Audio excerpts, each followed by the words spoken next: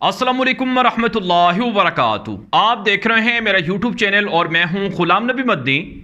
नाज़रीन किराम, पाकिस्तान के अंदर अमरीकी साजिश के ज़रिए से पाकिस्तान की 25 करोड़ आवाम पर मुसल्लत की गई इम्पोर्टेड हुकूमत को पाकिस्तान की आवाम ने मुस्तरद कर दिया है।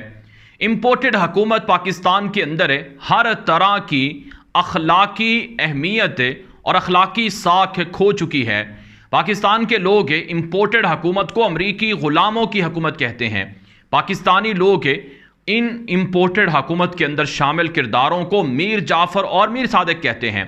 पाकिस्तान के लोगों को पता है कि इन लोगों ने अमरीका के साथ मिलकर साजबाज की और पिछले 3.5 महीनों में पाकिस्तान को दिवालिया कर दिया।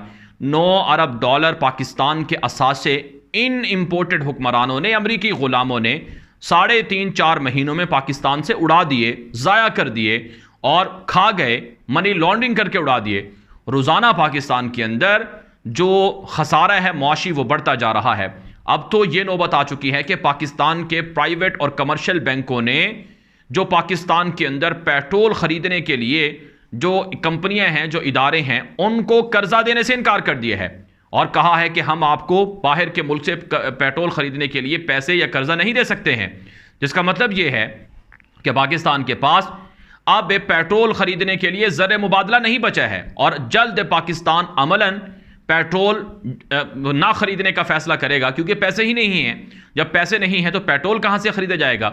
जब पेट्रोल नहीं ख़रीदा जाएगा तो फिर आप पाकिस्तान को श्रीलंका बनता देखेंगे। अल्लाह ना करे ऐसा हो, हमारी ख्वाहिश नहीं है, लेकिन इस इम्पोर्टेड हुकूमत ने पाकिस्तान के ये हालात कर दिए हैं। अब इम्पोर्टेड हुकूमत से जब सवाल होता है कि 3.5 महीनों में आपने क्या किया, कहते हैं कि 3.5 साल इमरान खान की जो हुकूमत की ख़राब कारकर्दगी थी उसे हम 3 महीनों में कैसे ठीक कर दें। फिर जब इनसे सवाल होता है कि जब इमरान खान ये कहता था कि 35 साल हुकूमत करने वाले चोरों डाकुओं का जो गंद है उसको इमरान खान कैसे 2-3-4 सालों में सही कर दे, तो आप कहते थे कि इमरान खान झूठ बोलता है। तो क्या आज आप झूठ नहीं बोल रहे हैं? लोग आज कहते हैं कि आपसे इमरान खान अच्छा था। नाज़रीन किराम, ये इम्पोर्टेड हुकूमत है इस वक्त साजिशों में मसरूफ़ है। पाकिस्तान के सूबा सिंध के अंदर, सूबा बलूचिस्तान के अंदर, यहाँ तक कि पंजाब के अंदर और इसी तरह से गिलगित बल्तिस्तान और बाकी जगहों पर सैलाब की वजह से तबाहकारियाँ जारी हैं। लोग घरों से बेघर हो गए हैं, लोग शहीद हो रहे हैं, लोगों के अमलाक ज़ाया हो रही हैं। इम्पोर्टेड हुकूमत सिवाय साजिशों के कोई और काम नहीं कर रही है। और तो और नाज़रीन किराम, जो इम्पोर्टेड हुकूमत के सरगने हैं, ये सरगने अब आकर आवाम के अंदर इंतशार और फसाद और खून खराबा करने की मुहिम चला रहे हैं। झूठे फतवे जारी किए जा रहे हैं। मौलाना फजलुर रहमान जो कि PDM के सरबराह थे, इस लिहाज से इम्पोर्टेड हुकूमत के सरगनों में शामिल हैं। 3 सरगने हैं इम्पोर्टेड हुकूमत के, मौलाना फजलुर रहमान, आसिफ जरदारी, शहबाज शरीफ। इन 3 लोगों की वजह से पिछले 3.5 महीनों में पाकिस्तान के अंदर तबाही आई है। अब इल्ज़ाम है कि इमरान खान ने बारूदी सुरंगें बिछाई थी, इमरान खान ने IMF से मुआहिदा किया था। अगर इमरान खान ने IMF से मुआहिदा किया था तुम तोड़ देते, लेकिन इन्होंने ना तोड़ा। IMF से मुआहिदा हो गया लेकिन अभी तक पैसे नहीं मिले। जब पैसे नहीं मिलते तो जनरल बाजवा को कहते हैं कि आप फ़ोन करें कि IMF हमें पैसे दे दे। ये तो इनकी हकीकत और इनकी असलियत है। अब मौलाना फजलुर रहमान की आप हकीकत देखें कि करते मजहबी सियासत हैं, दीन को इस्तेमाल करके सियासत करते हैं और हक़ाइक़ अवाम को बताते नहीं हैं। और अवाम इस वक्त किन मसाइल का शिकार है वो उसका जवाब इनके पास कोई नहीं है और झूठे और इनफरादी वाक़यात को लेकर फतवाबाजी कर रहे हैं। जी हाँ नाज़रीन का माफ़ कीजिएगा, मैं न फतवों के ख़िलाफ़ हूँ और ना ही मैं उलमाए किराम के ख़िलाफ़ हूँ, हमारे सरों के ताज हैं। लेकिन ऐसे लोग जो दीन को इस्तेमाल करें, जो अपने आप को मजहबी लबादे के अंदर है, अवाम के लिए, अवाम को उनकी जहनों को ख़राब करें और झूठ बोलें, उनका आईना दिखाना बहुत ज़रूरी है। तो इसलिए नाज़रीन किराम, मौलाना फजलुर रहमान की जो इस वक्त उनका किरदार है, आप दिन रात उनके बयानात देखें। पिछले 3 महीनों में लोगों पर जुल्म होता रहा। जब से इनकी पंजाब हुकूमत गई है, मौलाना फजलुर रहमान बाहर निकल के आ गया है। जब से पंजाब के अंदर इनकी हुकूमत गिरी है और इनकी अब मरकज़ के अंदर हुकूमत जाने वाली है, तो इनको अब होश आया है और अब ये झूठ बोलने शुरू हो गए। कभी ये ख़वातीन की तौहीन करते हैं, कभी ये पाकिस्तान के अंदर, आज तो इन्होंने कहा कि सोशल मीडिया पर जो अवाम का रद्द-ए-अमल है, जो इमरान खान के साथ अवाम की हिमायत है, वो सारे के साथ झूठे अकाउंट है। अगर इमरान खान के साथ सोशल मीडिया पर झूठे अकाउंट्स के जरिए से हिमायत मिलती है इमरान खान को, तो भाई आप भी झूठे अकाउंट्स बनाकर आप भी अपने लिए सोशल मीडिया पर हिमायत हासिल कर लो। हकीकत यह है कि आपको अवाम मानती नहीं है, आपको अवाम ने मुस्तरद कर दिया है। मौलाना फजलुर रहमान को आसिफ जरदारी की अरबों रुपए की करप्शन नजर नहीं आती। मौलाना फजलुर रहमान को शहबाज शरीफ की अरबों रुपए की करप्शन नजर नहीं आती। मौलाना फजलुर रहमान को जो नवाज शरीफ और मरियम नवाज ने पाकिस्तान का पैसा लूट कर बाहर अरबों डॉलर के महल्लात बनाए हैं, वो उनको नजर नहीं आते। और उनको नजर आता है इमरान खान के खिलाफ वो बयानात जो कि इनफरादी सतह पर लोगों ने दिए हैं और उनकी कोई हैसियत नहीं है। मसलन अब मौलाना फजलुर रहमान ने कहा कि माज़ अल्लाह इमरान खान को उनके लोगों ने पैगंबर का दर्जा दे दिया। किसने दे दिया है? पाकिस्तान के अंदर लाखों करोड़ों लोग, 1,70,00,000 के करीब उनके रजिस्टर्ड मेंबर हैं। आप उनसे पूछें कि क्या आप इमरान खान को पैगंबर का दर्जा देते हैं? कोई भी नहीं देगा। तो ये झूठा इल्ज़ाम लगाया जा रहा है इमरान खान के ऊपर। अगर किसी शख्स ने इनफरादी तौर पर यह अहमकाना गुफ्तगू की है तो वो उस शख्स के ऊपर है और उसने गलत किया है, इसको कोई भी जस्टिफाई नहीं कर सकता है। और मौलाना फजलुर रहमान ने क्या कहा मैं आपको सुनाना चाहता हूं। पहले आप ये सुने, फिर मैं आपको बताता हूं आगे चलकर कि ये मुनाफकत, ये मौलाना फजलुर रहमान यही बातें जब दूसरे लोग करते हैं उस वक्त ये चीजें क्यों नहीं करते हैं, उस वक्त क्यों उनको सांप सूंघा होता है। पहले आप मौलाना फजलुर रहमान की गुफ्तगू सुने। मुझे एक अजीब सी बात सुनने में आई कि क़यामत के रोज पूछा जाए तुम्हारे पास हमारा एक बंदा नहीं आया था जिसने तुम्हें इय्याका नअबुदु व इय्याका नस्तईन सुनाया था। भाई खुदा का खौफ करो। अल्लाह रब्बुल इज़्ज़त ने ये तमाम अल्फाज अंबिया के लिए मुख्तस किए हैं और उनकी कौमों को बताया है कि क्या मेरा पैगंबर आपके पास नहीं आया था? तुम बख्तो, तुमने इस फासिक, फाजिर और गलीज और बदतमीज इंसान को पैगंबरों का मकाम दे दिया है। तुम खुदा के अज़ाब से नहीं डरते? हम एक फितने का मुकाबला कर रहे हैं जहां उसका एक कारकुन कहता है कि अगर ये पैगंबर होने का दावा करे तो मैं कलमा पढ़ लूं इसका। तो बताओ ये फितना है या नहीं है? मुझे शर्म आती है उन अल्फाज पर कि अगर ये शख्स नाजायज तरीके से मेरी माँ के पास भी चला जाए तो मैं फख्र करूंगा। इस किस्म की बातें हम इनके लोगों से सुनते हैं। लानत हो ऐसी जमात पर। जी हाँ नाज़रीन किराम, आपने मौलाना फजलुर रहमान साहब की ये गुफ्तगू सुन ली। उन्होंने इमरान खान के ऊपर क्या क्या इल्ज़ामात लगाए, फासिक, फाजिर, न जाने क्या कुछ कहा।